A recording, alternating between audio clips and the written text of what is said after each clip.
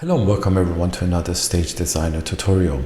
In this tutorial we're going to see how to use tabs and filters to sort out and work with bigger number of preloads and clips for bigger projects, or to just simply create a bit of more archiving and more ease of access for preloads in case you're working with bigger number of clips.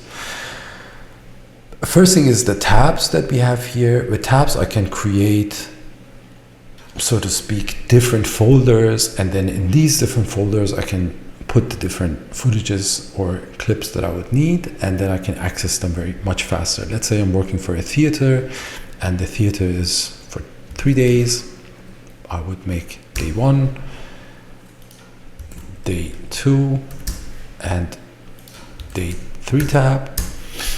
And then I would go to these tabs and I would import only the footages I would need for this day, and then I would import the second day footages in day 2 tab, and the same for the third one. Or let's say I'm a VJ and I have multiple numbers of hundreds of videos I have, and I would make different folders for me. Let's say nature, effects, and people, cities, and so on and so forth.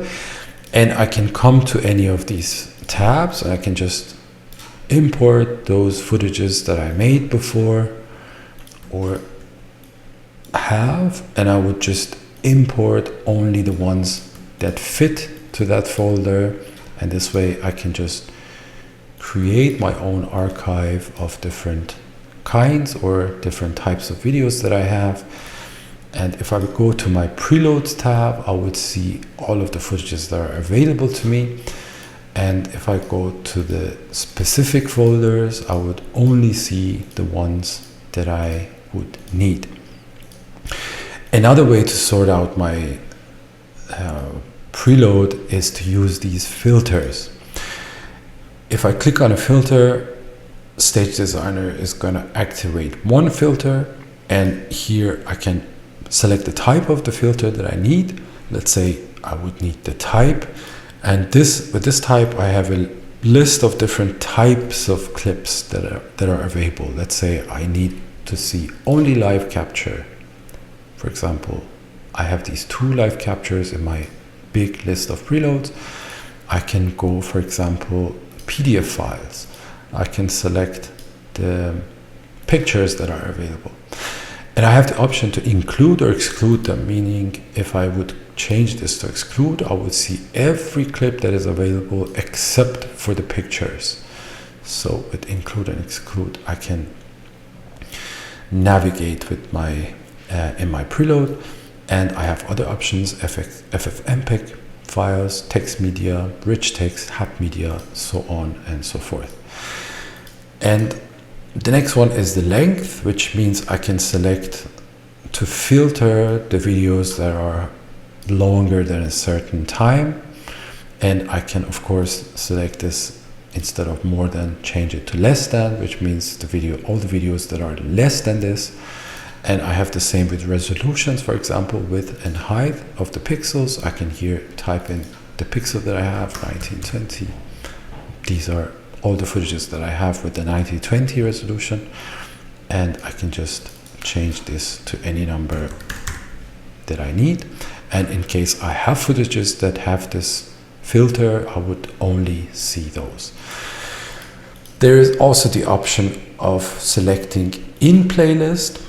In case I am working with playlist, in this case I have 2 clips in my playlist, and if I want to quickly access only the clips that are active in the playlist, I can just click here on playlist, and the software is going to show me the clips that I have in the playlist. I could also select it, as I said, to exclude, which means I'm going to see the ones that are only in the playlist. If I want to deactivate any of these filters, I can just click this activation button.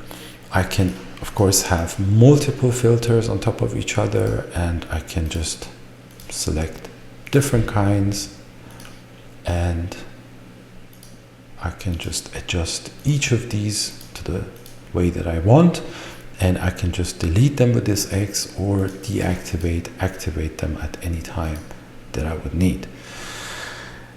And lastly, there is this one other option, which is tag, and this one we saw in another tutorial. You can click on the link here to see that tutorial.